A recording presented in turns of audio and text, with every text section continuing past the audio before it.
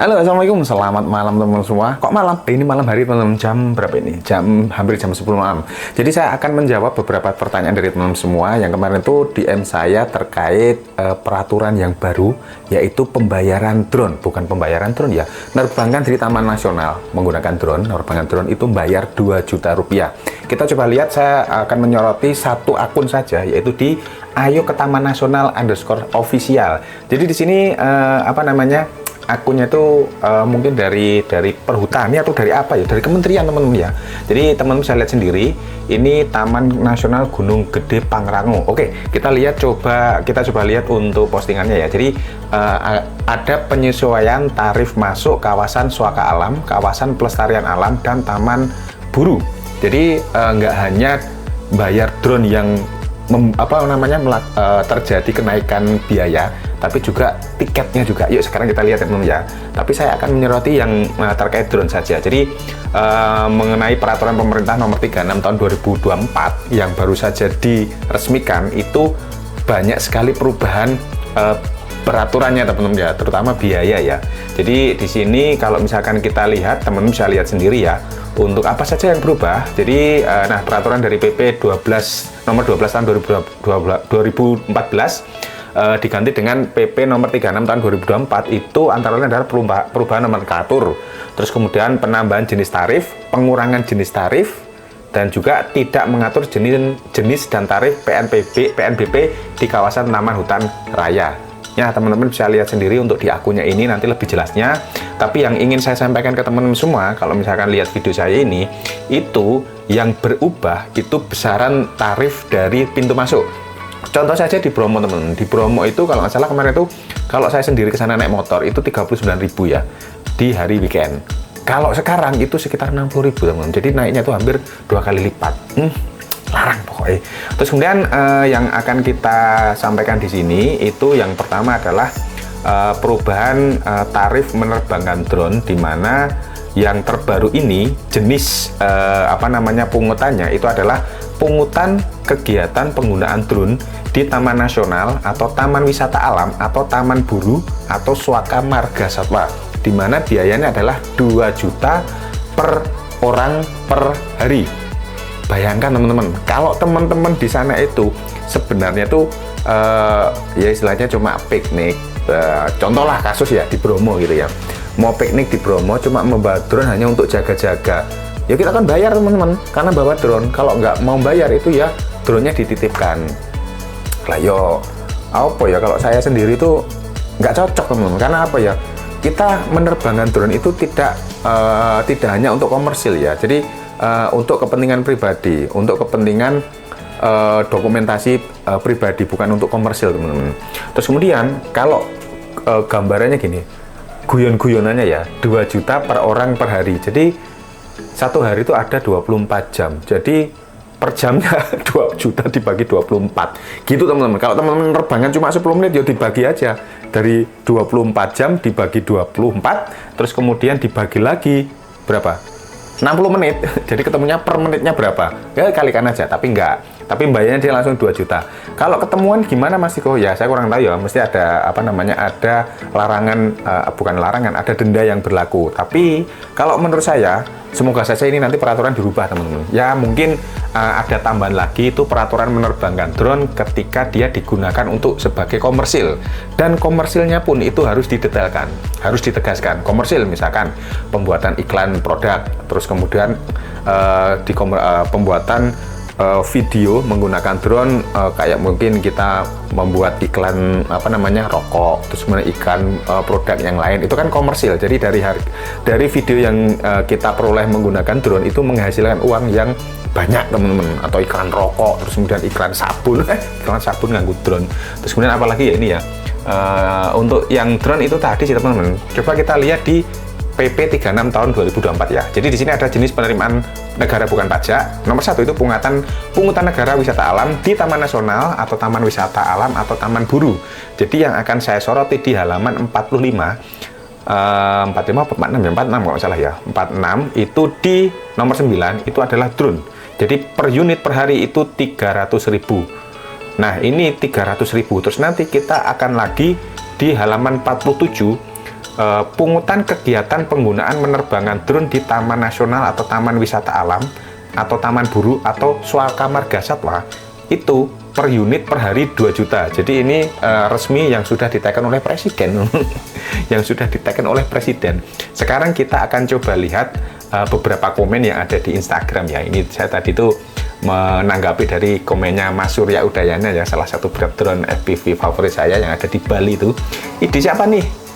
Ide siapa sih drone 2 juta? Makin lawak negeri ini. Ya memang lawak negeri kita ini teman-teman ya. Jadi semoga lekas sepi ya. Jadi sebenarnya beberapa pilot drone itu dia hanya mengeluarkan apa ya bahasanya ya, mengapresiasi, melakukan pengedronan itu hanya sebatas hobi, terus kemudian videonya viral, otomatis nanti tempat wisata itu akan menjadi viral dan banyak pengunjung. Otomatis kalau banyak pengunjung, tiket, pendapatan itu ya ke pemerintah juga teman-teman. Kalau tiketnya ke pemerintah ya, itu ke pemerintah juga.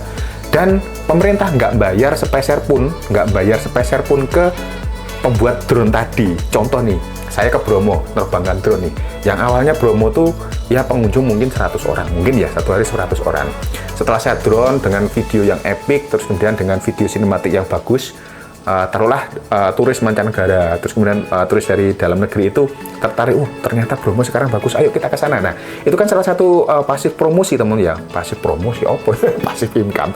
Jadi promosi yang sebenarnya dari pihak Taman Nasional itu nggak perlu mengeluarkan uang, tapi ternyata malah yang melakukan promosi secara gratis itu dimintai uang.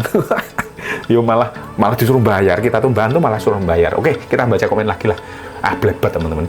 Terus kemudian yang repost video wajib bayar juga. Lah bener ya. Jadi salah satu mungkin yang saya tadi baca postingannya Mas Eka itu adalah keuntungan kita ngedrone dari dulu adalah kita mendapatkan footage yang bagus. Jadi ketika dia mau meminta footage itu, yo jangan minta sekarang, beli gitu.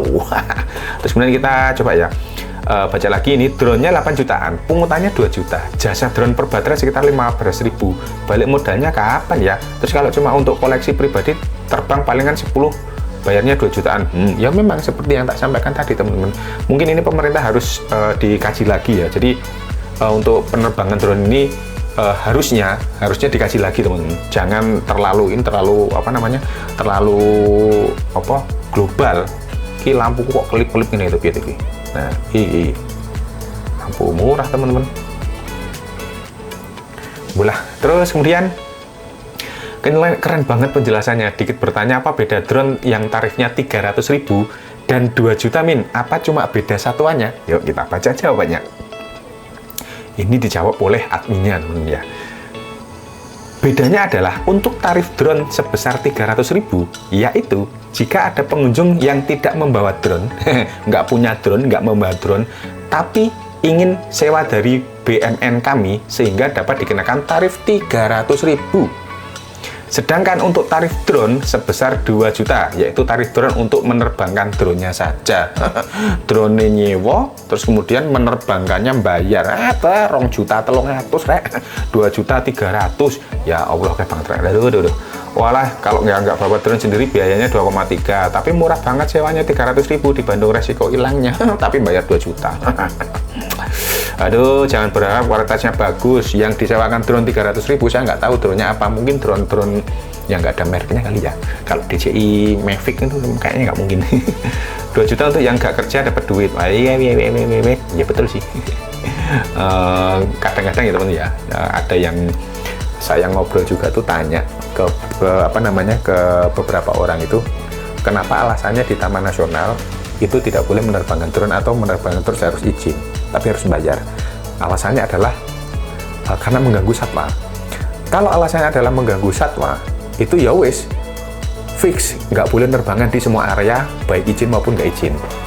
Kalau alasannya, kalau memang ada biaya izin yang agak mahal di atas 1 juta atau mungkin bahkan 10 juta, saya pernah dengar itu ya berarti alasannya bukan mengganggu satwa, walaupun ada embel-embelnya. Nanti kalau bayar itu akan dipandu yang boleh nerbangkan drone di mana, yang nggak boleh di mana. Ya berarti mungkin ya kalau saya guyonannya temen, humornya itu adalah ini ada yang ngedrone nih, kontak monyet-monyet, kontak singa, ayo podo minggir, saya mau ngedrone di sini, gitu. Mungkin teman-teman, aku juga nggak ngerti juga, saya kurang tahu juga ya. Jadi mungkin nanti beberapa teman-teman pilot drone itu ada yang setuju dengan statement saya, ada yang nggak setuju juga dengan statement saya, tapi itulah apa namanya, setiap orang punya pendapat beda-beda ya. Tapi kalau saya nggak setuju dengan peraturan ini, kurang setuju. Kalau misalkan memang mau diberikan peraturan seperti ini, itu harus didetailkan lagi. Yang membayar 2 juta itu adalah benar-benar untuk dilakukan video komersil. Misalkan mungkin private itu juga mungkin bisa juga teman-teman, karena mengganggu pandangan juga sih. Mingin-mingini ya kalau yang belum nikah.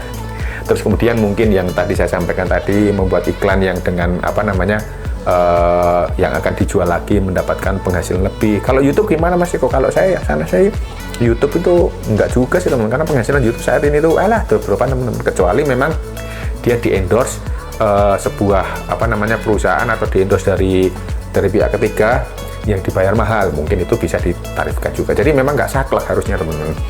Aku nggak cocok banget ini. Nih, ini seorang di atas dulu waktu sepi para drones bantu bikin konten wisata, kalian pakai drone secara sukarela. Yang saya sampaikan tadi, tidak berharap apapun, hanya ingin memperlihatkan keindahan ke publik.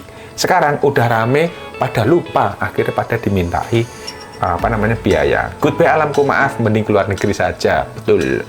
Ya memang kalau teman-teman sudah mengikuti sertifikasi drone, memang ada beberapa lokasi itu yang restricted area, prohibited area, maupun area-area yang dilarang, maupun apa namanya terbatas untuk menerbangkan drone, utamanya mungkin di istana, terus kemudian di kantor polisi, di tempat-tempat cagar budaya, cagar alam dan segala macam, itu memang dilarang teman-teman. Tapi tidak ada embel-embel bayar 2 juta kayak gini. Kalau di tempat wisata teman-teman, ya Allah, mau menerbangkan drone di atasnya apa namanya pasir berbisik di Bromo, di apa namanya di Bukit Teletabis yang istilahnya nggak ada satwa liar kayak monyet, terus kemudian banteng, rusa gitu ya kan, nggak mengganggu ya, bayar 2 juta. Duh.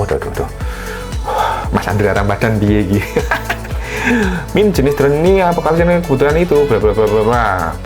Apa tarif untuk semua jenis drone dan untuk semua kegiatan taman nasional dan lain-lain?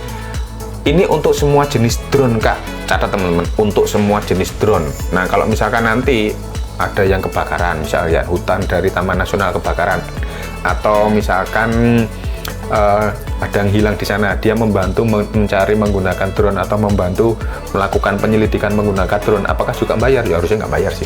Pertanyaan aneh. Untuk semua kegiatan mencakup apa ya Min? Aduh Min, kayaknya kacang udah lupa kulitnya nih. Syukur-syukur dipromosin tanpa disponsori ke publik sampai bikin rame pengunjung. Oke, betul. Kemarin juga lah rame-rame pada jual drone sih. Tapi aku sih enggak, ini drone-nya ada banyak, itu tetap tak pakai teman-teman. Aduh. Oke, mungkin itu informasi aja teman-teman ya. Jadi untuk yang drone ini bayar 2 juta ini, saya memang berusaha memberikan memberikan suara juga buat pemerintah supaya mengkaji ulang peraturan pemerintah yang sudah diterbitkan, PP nomor 36 tahun 2024 ini terkait mau lali aku judulnya, terkait opo iki mau yo daripada salah ngomong aku, terkait nih peraturan pemerintah Republik Indonesia nomor 36 tahun 2024 jenis dan tarif atas jenis penerimaan negara bukan pajak yang berlaku pada Kementerian Lingkungan Hidup dan Kehutanan, yang di dalamnya ada 1 poin, yaitu drone, pesawat tanpa awak atau buta. Nah kalau misalkan mau pemetaan ya mungkin izin nggak apa-apa. Oke teman-teman, jadi itu tadi ya pendapat saya mengenai bayar 2 juta ngedrone di Taman Nasional. Saya nggak setuju, dan saya tetap mau ngedrone apa enggak yo, karena saya akhir-akhir ini jarang ngedrone nih, drone saya mangkrak ya, kerjaannya banyak. Oke, terima kasih, semoga bermanfaat dan semoga pemerintah mengkaji ulang peraturan ini supaya tidak memberatkan para wisatawan dan tidak memberatkan para konten kreator yang ingin membantu menyebarkan informasi wisata alam yang ada di Indonesia ini. Bahkan kemarin itu malah ada postingan itu bahwa drone itu bukan kejahatan, kecuali drone-nya adalah drone untuk mengebom dan segala macam, itu kejahatan. Oke, terima kasih. Assalamualaikum warahmatullahi wabarakatuh.